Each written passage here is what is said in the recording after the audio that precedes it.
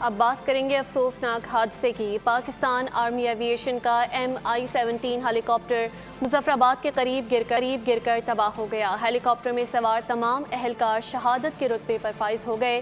صدر مملکت، وزیر اعظم اور وفاقی وزیر داخلہ سمیت سیاسی قیادت کا حادثے پر اظہار افسوس۔ فیلڈ مارشل سید عاصم منیر نے بھی قیمتی جانوں کے ضیاع پر گہرے رنج کا اظہار کیا۔